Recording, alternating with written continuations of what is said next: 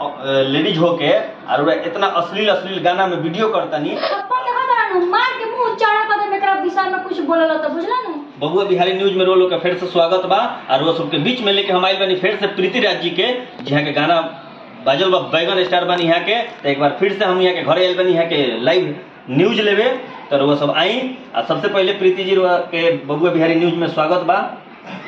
हमरो जितना बबुआ बिहारी न्यूज से सबके हमरा के देखा था सबके गोड़ छुके गोड़ लागत नहीं प्रणाम नमस्कार पूछी हो का पूछे के यह बा कि अभी तक स्ट्रगल में केकरा में रुआ सब काम कर लेल बनी कहाँ काम भइल अभी कौन स्टार में काम कोई नहीं रुआ। देखिए अभी स्ट्रगल लाइन में हम 2 महीने से काम करतनी एल्बम में।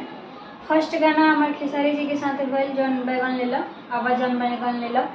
उसके बाद आज 10 दिन पहले प्रमोद प्रेमी जी के साथ देवी गीत का शूट हुआ है रिलीज होगा तो आप सब देख ही लेंगे। 4 गाने में काम किए हैं प्रमोद जी के साथ। तो अभी बस सुपरस्टार में यही दोनों के साथ हम काम किए हैं लेकिन स्ट्रगल अभी कर रहे हैं धीरे धीरे सबके पास पहुंच जाए। देखिए बनी प्रीति राज जी यहाँ के खेसारी जी के गाना के लिए बनी बैगन वाला लमका गोल का। तो सबसे पहले रोक के जाने की चाहते नहीं कि रो एगो लेडीज होके और इतना अश्लील अश्लील गाना में वीडियो करतनी दिखावतनी तो ए समाज के इफेक्ट नहीं पड़त काफी अश्लील बा मतलब रुड़ा बैगन गाना जो कैले बनी अब जान बैगन ले लो जो गाना में रुआ सीन कैले बनी तो ऐसे अश्लीलता के बढ़ावा निकल समाज में हमनी के बहन बेटी पर गलत इफेक्ट नहीं पड़त। सबसे पहले तो तुम नीमन गाना के अश्लील कह के तुम अश्लील कर देता रहे लेकिन हमनी के अश्लील नहीं माने ऐसा बैगन वाला गाना में का तनी लोग के लगता कि गाना अश्लील बा थप्पड़ देखा तारा मार के मुंह चढ़ा कर एकरा विषय में कुछ बोलल त बुझला न कौन चीज में गंदा सीन कर देले बनी हो। अच्छा ये बताई समाज हमनी के देख रहल बा और वो तब ट्रोल काहे कर जेते न्यूज वाला लोग रुआ के पीछा करता और वो जो वीडियो में फिल्मैले बनी कौन तो अश्लील बा कि ना जो निमनो गाना के ओकनी के कहा तरन से का कि अश्लील बा ऐसन बैगन में का अश्लील बा का इमोशन सीन कर देले बनी के ओकनी के अश्लील दिखाई दे। माने रोड़ा देखे से बैगन वाला गाना में अश्लील कुछ नहीं के कुछ अश्लील नहीं के। सबसे पहले है न्यूज वाला लोग तोहरो कहत नहीं कान खोल के सुन लो न्यूज बने चलल बड़ो न्यूज के मतलब समझला कि का है न्यूज के मतलब का कहाला। अच्छा न्यूज के मतलब हमनी के नहीं समझत तो समझा दी कि न्यूज के मतलब कहाला का 1000 के तो लोग माइक उठा लेता रहो एगो फोन उठा लेता रहो मोबाइल वो कोनो कंपनी के नहीं के। देखी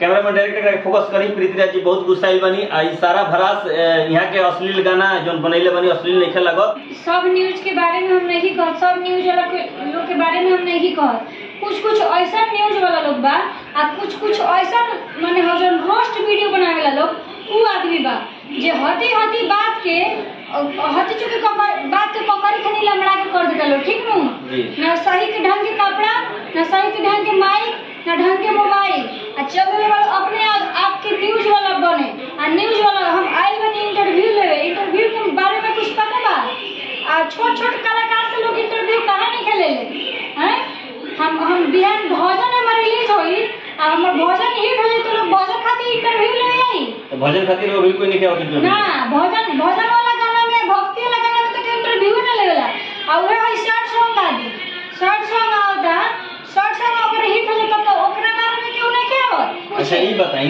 रोड़ा गलत करन तो लोग गलत के सही करे खातिर कहल जाई जब लोग गलती ना करन तो सही करे का कहल जाई गलत बात की गलत बा।